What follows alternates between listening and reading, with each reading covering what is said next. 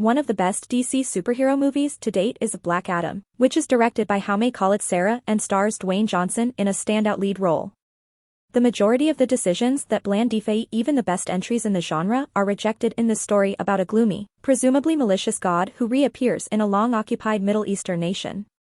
For the first third of the film, its eponymous character, a hero who fought against a tyrant ruler thousands of years ago, is portrayed as a terrifying and mysterious entity with an insatiable desire for destruction. His recovery from a desert tomb, going by the name Taith Adam in ancient times, comes as both a blessing and a curse to the people who begged for protection from the corporate mercenary thugs, who had long persecuted them and stripped their land of its resources. The last portion of Black Adam concentrates on the inevitableness of Adam's transformation into a decent man, compressing the change of the title character in the first two Terminator movies. There are even comic bits where people try to teach Adam sarcasm and the Geneva Conventions. Then Black Adam adds dashes of macho sentimentality, a style that was once popular in classic Hollywood movies about loners who needed to become involved in a cause in order to reorient their moral compass or realize their own value. The movie's early take on its story, though, maintains its razor-sharp edge throughout. At first glance, Adam resembles Godzilla and other monsters from Japanese kaiju movies in both the literal and symbolic sense of the word. The people in Adam's path initially find it difficult to determine whether he is good, evil, or simply unconcerned with their needs. Everyone wants Adam to help them stop Intergang, a multinational corporate/mercenary consortium whose interests are represented by a two-faced charmer, from placing a crown made in hell and imbued with the power of 6 devils on the head of one of its members. Humphrey Bogart portrayed a lot of cynical guys who pretended to be uninterested in issues but afterwards changed their thoughts and fought against oppression or corruption.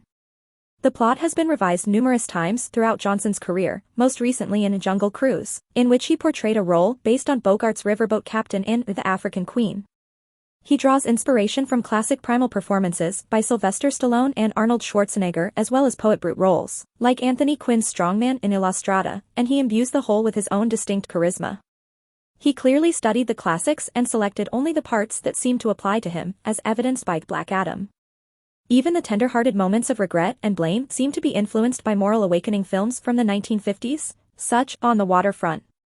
The latter are frequently sparked by 3 civilian individuals who make reference to Adam's purportedly intrinsic, but concealed, benevolence. One of them is Adriana Tomaz, Sarah Shahi, a professor at a university and a resistance fighter who also happens to be the widow of a resistance hero, who was murdered by the conquerors. One more is Adriana's jovial and unflappable son Amon, Bodhi Sabongwi, who zooms through the bombed-out city on a skateboard that appears to have as many more uses as a Swiss Army knife. Then there is Adriana's brother Amir, played by comic Muhammad Amr, who brings life to the stereotypical earthy everyman part. But the writing by Adam Steichel, Rory Haynes, and Saurabh Nashirvani manages to resist the want to indulge in uncalled-for sentiment. Additionally, the film does not insist, despite evidence to the contrary, that Adam and the superheroes brought in to fight him, Aldous Hodge's Hawkman, Noah Centinio's Atom Smasher, Quintessa Swindell's wind-controlling Cyclone, and Pierce Brosnan's dimension-hopping and clairvoyant Dr. Fate, are good people with admirable intentions.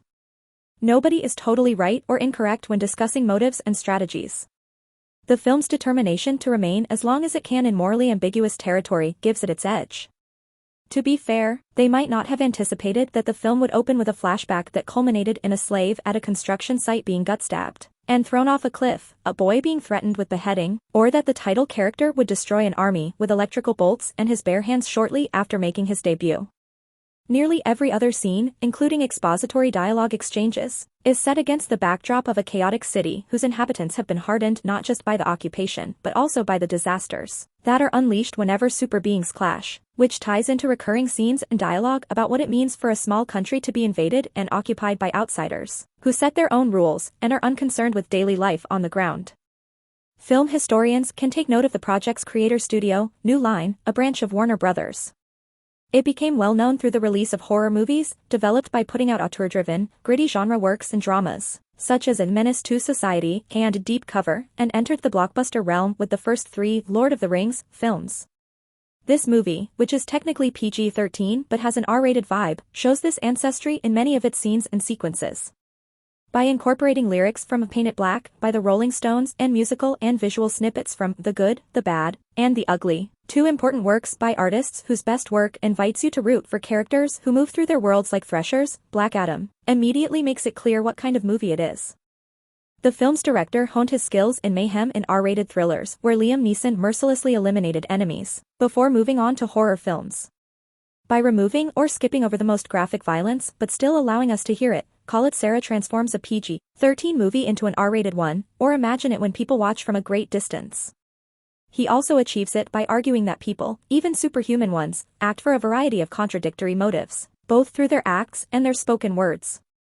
A boy's bedroom is decorated with superhero posters and comics, and after a confrontation between Adam and a good guy, they burn and destroy DC's most famous symbols in a manner that is reminiscent of images of the city's historic landmarks, being destroyed or fallen. Even when Black Adam is doing 10 things at once, fidelity to fundamental film narrative keeps the film in focus. In addition to having strong lead and supporting characters, the movie is full of foreshadowing, setups, payoffs, twists, and shocks. Brosnan stands out among the rest for his compelling portrayal of an immortal who is sick of looking into the future and reflecting on his past. Dr. Fate is melancholic, wise, and envious of people who can live in the present.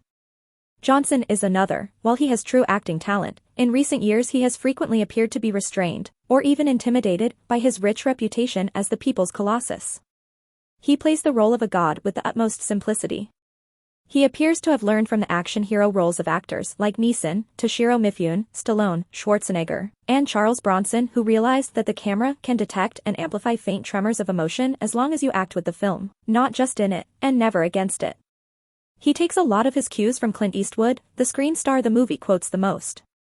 The climax is a brief moment when Johnson changes his gaze and softens his features, letting us know that Adam has undergone a significant internal transformation. Maybe a tenth of a second. It's not the kind of acting that garners accolades, because when done correctly, as it is here, you feel as though it took place in your thoughts rather than on the screen. The political and spiritual themes of the film are equally steadfast and constant. Black Adam never loses sight of what Adam stands for in our world: autonomy, liberation, the possibility of redemption and renewal, and a refusal to be defined by how things have always been done, even when the narrative tosses around Orientalism or incorporates oversimplified Western imagery of heaven and hell. The end result occasionally comes out as the DC response to the Black Panther pop cultural quake, giving up a Middle Eastern-influenced take on the Afrofuturist mentality of the Marvel movie and using colonial areas as its location. However, its politics are less tainted and more clearly defined. The entire plot of Black Adam is vehemently anti-imperialist, even comparing the Avengers-like team dispatched to catch and imprison Black Adam to a United Nations intervention force that the locals don't want because it just makes things worse. Another surprise is that the film is anti-royalist given that the storyline is based on monarchs and genealogy. The supreme and astute example of this kind of film is Black Adam, which follows the rules while adding intriguing doodling in the margins. The picture by Khaled Serra respects and seeks the respect of its audience in a brazen, unrelenting, overblown manner. The film Black Adam provides the audience both what they expected and what they didn't want.